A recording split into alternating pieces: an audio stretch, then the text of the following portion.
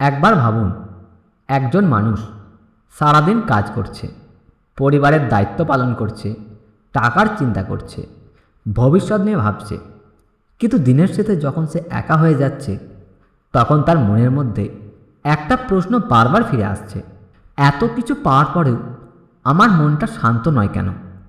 ঠিক এমনই একজন মানুষ ছিল অরুণ। অরুণের জীবনে অভাব ছিল না, কাজ ছিল, পরিবার ছিল, নিজের একটা পরিচয়ও ছিল। তবুও তার মন যেন সবসময় একটা অদৃশ্য অশান্তি। রাতে ঘুম আসতো না, ছোট ছোট বিষয়েও রাগ হয়ে যেত, অতীতের ভুল মনে পড়ত, ভবিষ্যৎ নিয়ে ভয় হতো। একদিন ভোরবেলায় অরুণ রাস্তার ধারে একজন বৃদ্ধ ভক্তকে দেখতে পেল। বৃদ্ধ মানুষটি চোখ বন্ধ করে ধীরে ধীরে জপ করছিলেন, হরে কৃষ্ণ কৃষ্ণ কৃষ্ণ হরে হরে, হরে রাম রাম রাম হরে হরে। অরুণ কিছুক্ষণ দাঁড়িয়ে শুনল, তারপর জিজ্ঞাসা করল, আপনি প্রতিদিন এই মন্ত্র জপ করেন কেন? বৃদ্ধ মৃদু হেসে বললেন, বাবা, আমি মন্ত্র জপ করি ভগবানের কাছে কিছু চাইতে নয়।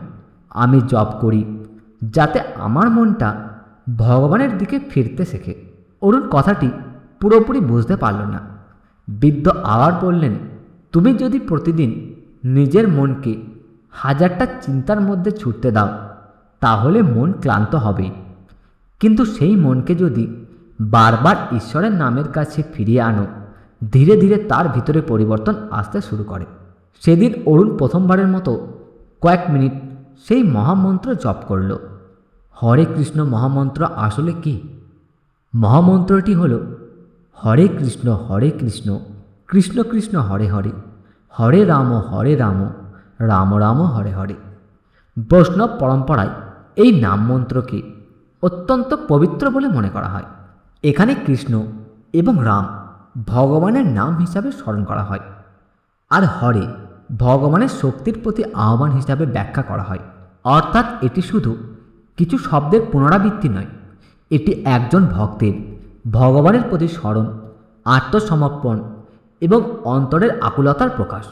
কিন্তু জপ করলে আসলে কি হয়? অরুণ প্রথম দিন কিছুই বুঝতে পারল না। দ্বিতীয় দিনও তার মন বারবার অন্যদিকে চলে যাচ্ছিল। তৃতীয় দিন সে ভাবল, এতে কী লাভ? কিন্তু বৃদ্ধ তাকে বললেন, মন চলে যাবে, সেটাই স্বাভাবিক, তুমি শুধু আবার নামের কাছে ফিরে আসবে। এই কথাটি ছিল আসল শিক্ষা, কারণ জপের উদ্দেশ্য শুধু মন্ত্রের সংখ্যা পূরণ করা নয়। জপের একটি গুরুত্বপূর্ণ দিক হল মনকে বারবার ঈশ্বরের স্মরণে ফিরিয়ে আনা। আজ মন চলে গেল চিন্তায়, আবার ফিরে আনলাম, আবার চলে গেল দুশ্চিন্তায়, আবারও ফিরিয়ে আনলাম। এইভাবে ধীরে ধীরে ভিতরের অস্থিরতার সঙ্গে আমাদের সম্পর্ক বদলাতে শুরু করে। প্রথম পরিবর্তন, মন ধীরে ধীরে শান্ত হতে শেখে। অরুণ লক্ষ্য করল, আগের মতো রাগ উঠলেও সে সঙ্গে সঙ্গে প্রতিক্রিয়া দেখাচ্ছে না। আগের মতো চিন্তা এলে সে সারাদিন সেই চিন্তার মধ্যে ডুবে থাকছে না, কারণ সে প্রতিদিন কিছু সময় নিজের মনকে থামিয়ে নাম স্মরণ করছে। মহামন্ত্রের জপকে তাই অনেক ভক্ত মনকে ঈশ্বরের দিকে ফিরিয়ে আনার একটি সাধনা হিসাবে দেখেন। এখানে একটি বিষয় মনে রাখা দরকার, মন্ত্র জপ কোনো জাদুর মতো এক মুহূর্তে জীবনের সব সমস্যা দূর করে দেবে এমন নিশ্চয়তা দেওয়া ঠিক নয়, কিন্তু নিয়মিত সাধনা মানুষের চিন্তা, মনোযোগ, আচরণ এবং আধ্যাত্মিক অনুভূতিকে পরিবর্তন আনার একটি পথ হতে পারে। দ্বিতীয় পরিবর্তন, ভক্তি জাগতে শুরু করে। অরুণ আগে ভগবানকে শুধু বিপদের সময় স্মরণ করত, সমস্যা হলে বলতো, ভগবান আমাকে সাহায্য করুন। কিন্তু ধীরে ধীরে তার মধ্যে অন্য একটি অনুভূতি জন্ম নিল। সে ভাবতে শুরু করলো, আমি শুধু কিছু পাওয়ার জন্যে ভগবানকে স্মরণ করব কেন? ভগবানকে ভালোবেসেও তো স্মরণ করা যায়। এটাই ভক্তির একটি সুন্দর দিক। ভক্তি মানে শুধু প্রার্থনা করে কিছু চাওয়া নয়, ভক্তি মানে ভগবানের প্রতি ভালোবাসা, শ্রদ্ধা, স্মরণ এবং আত্মসমর্পণের অনুভূতি তৈরি হওয়া। তৃতীয় পরিবর্তন, নিজের ভিতরের দিকে তাকানো। আমরা সারাদিন বাইরের পৃথিবীতে পরিবর্তন করতে চাই, মানুষ যেন আমার কথা মেনে চলে, পরিস্থিতি যেন আমার ইচ্ছা মতো হয়, সব কিছু যেন আমার পরিকল্পনা অনুযায়ী ঘটে। কিন্তু জপ আমাদের একটি অন্য প্রশ্ন করতে শেখায়, আমি নিজে কতটা পরিবর্তন করছি। যখন একজন মানুষ নিয়মিত নিজের ভিতরের দিকে তাকাতে শুরু করে, তখন সে নিজের রাগ, অহংকার, লোভ, হিংসা এবং অস্থিরতাকে চিনতে শেখে। আর এখান থেকেই আত্মশুদ্ধির যাত্রা শুরু হতে পারে। চতুর্থ পরিবর্তন, ঈশ্বরের সঙ্গে সম্পর্ক গভীর হওয়া। বৈষ্ণব দর্শনে ভগবানের নাম, ভগবানের মধ্যে গভীর আধ্যাত্মিক সম্পর্কের কথা বলা হয়। তাই নাম জপকে শুধু শব্দ উচ্চারণ হিসাবে দেখা হয় না। একজন ভক্ত যখন আন্তরিকভাবে বলে হরে কৃষ্ণ, তখন তার উদ্দেশ্য হয়, হে ভগবান, আমাকে আপনার স্মরণে রাখুন, আমার মনকে আপনার দিকে ফিরিয়ে দিন। এই অনুভূতিই নাম জপকে আরও গভীর করে তোলে। তাহলে কতবার নাম জপ করবেন? অরুণ একদিন বৃদ্ধাকে জিজ্ঞাসা করল, আমাকে প্রতিদিন কতবার এই মন্ত্র বলতে হবে? বৃদ্ধ বললেন, সংখ্যা গুরুত্বপূর্ণ হতে পারে, কিন্তু তার থেকেও গুরুত্বপূর্ণ হল আন্তরিকতা এবং নিয়ম। আপনি চাইলে প্রতিদিন কিছু সময় দিয়ে শুরু করতে পারেন। অনেকে 108 বার জপ দিয়ে শুরু করেন। মালা ব্যবহার করে জপ করা যায়, তবে সবচেয়ে গুরুত্বপূর্ণ হলো শুধু মুখে মন্ত্র নয়, মনে স্মরণ। মন্ত্র বলছি কিন্তু মন অন্য কোথাও। তার চেয়ে ধীরে মনোযোগ দিয়ে অর্থ ও অনুভূতি বোঝার চেষ্টা করে জপ করা বেশি অর্থবাহ।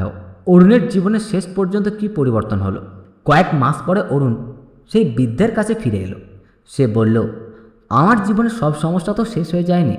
বৃদ্ধ হেসে বললেন, আমি কি বলেছিলাম তোমার সব সমস্যা শেষ হয়ে যাবে? অরুণ হাসল, তারপর বলল, না, কিন্তু এখন সমস্যার মধ্যে থেকে আমি আগের মতো ভেঙে পড়ি না। আগে আমি শান্তি খুঁজতাম বাইরের জিনিসে, এখন কিছুটা শান্তি নিজের ভিতরে খুঁজতে শিখেছি।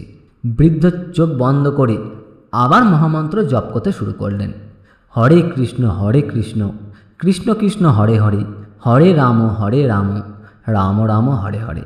শেষ কথা, হয়তো আমাদের জীবনে অরুণের মতো অনেক অশান্তি আছে। হয়তো আমরা ভবিষ্যৎ নিয়ে চিন্তিত, হয়তো অতীতের কিছু ঘটনা আমাদের কষ্ট দেয়, হয়তো বাইরে থেকে আমরা হাসছি কিন্তু ভিতরে কোথাও একটা শূন্যতা রয়েছে। তখন কিছুক্ষণ থামুন, চোখ বন্ধ করুন, শ্বাস স্বাভাবিক করুন, আর ভক্তি ভরে বলুন, হরে কৃষ্ণ কৃষ্ণ কৃষ্ণ হরে হরে, হরে রাম রাম রাম হরে হরে। মনে রাখবেন, মহামন্ত্র কোনো জাদুর মন্ত্র নয়, এটি ভক্তির একটি পথ। এই পথের উদ্দেশ্য শুধু জীবনের সমস্যার সমাধান চাওয়া নয়, নিজের মনকে শুদ্ধ করা, ভগবানকে স্মরণ করা এবং হৃদয়ের ভিতরে ভক্তি জাগিয়ে তোলা। হয়তো একদিন আপনি বুঝতে পারবেন, শান্তি সবসময় বাইরে খুঁজতে হয় না, কখনো কখনো শান্তির দরজা খুলে যায় নিজের অন্তরের ভেতরেই। আর সেই দরজায় পৌঁছানোর পথে একটি ছোট্ট পদক্ষেপ হতে পারে ভগবানের নাম স্মরণ করা। হরে কৃষ্ণ। যদি এই ভিডিওটি আপনার হৃদয় ছুঁয়ে থাকে, তাহলে ভিডিওটি লাইক করুন, প্রিয়জনদের সঙ্গে শেয়ার করুন এবং এমন আধ্যাত্মিক ভিডিও পেতে চ্যানেল সাবস্ক্রাইব করুন। কমেন্টে লিখুন হরে কৃষ্ণ।